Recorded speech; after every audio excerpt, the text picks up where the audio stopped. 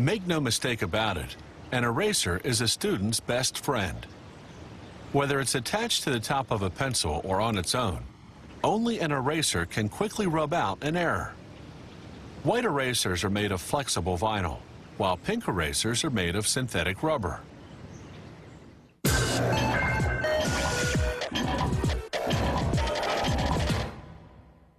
In 1736, a French explorer observed South American native Indians using a certain tree resin to make bouncing balls. He brought this resin back home, and before long, Europeans discovered it could rub out lead pencil marks, hence the term rubber. There was just one problem. After a while, rubber would rot. That dilemma was solved a century later by one Charles Goodyear, who developed a curing process to keep rubber from rotting.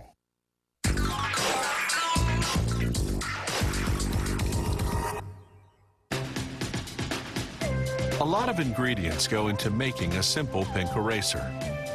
Carefully measured fillers, accelerators, curing agents, oils, coloring, and the main ingredient, synthetic rubber.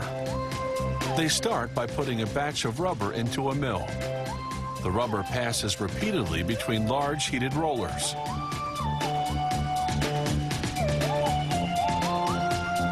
They throw in any defective erasers from the last production run, recycling them into this new batch. Then they add sulfur as a curing agent, accelerators to help the sulfur do its job, and red coloring. They blend everything for 5 to 10 minutes until the mixture is the consistency of heavy dough. Next, vulcanized vegetable oil. That's vegetable oil treated with sulfur. Then regular vegetable oil. Then calcium carbonate as a filler.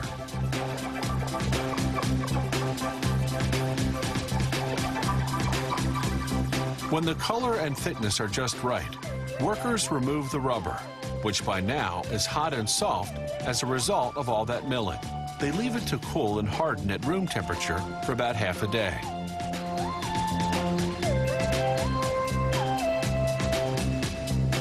When the rubber's ready, they cut out large squares, each weighing between 11 and 18 pounds, depending on the thickness of eraser the client has ordered.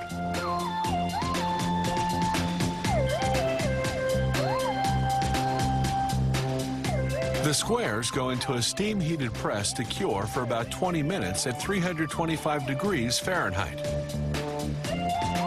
The pressure compacts the rubber, while the intense heat hardens it.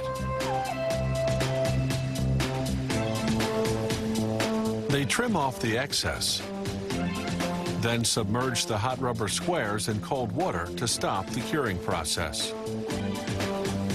To make erasers that erase both lead and ink, they cut beveled strips from 2 batches of rubber, one pink and one blue.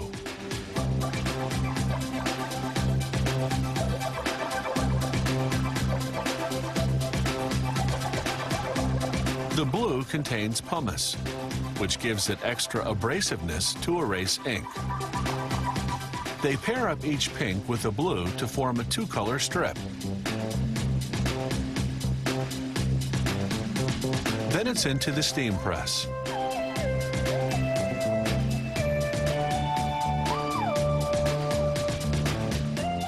After 12 minutes, workers remove the trays, trim off the excess, and submerge the strips in cold water to stop the curing process.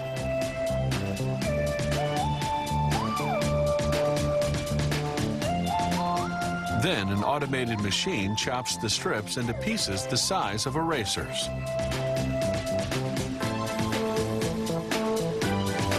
Now back to the all-pink erasers. The rubber squares come out of their cold water bath and go through a machine that cuts strips with beveled edges. Then chops the strips into erasers. From there, the erasers drop into a giant barrel. Workers throw in some talc to prevent them from sticking together. Then they set the barrel spinning for 3 to 5 hours. As the erasers tumble against each other, the abrasion rounds off their edges.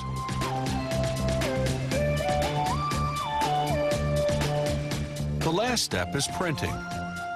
A machine stamps each eraser with the company name and the model number.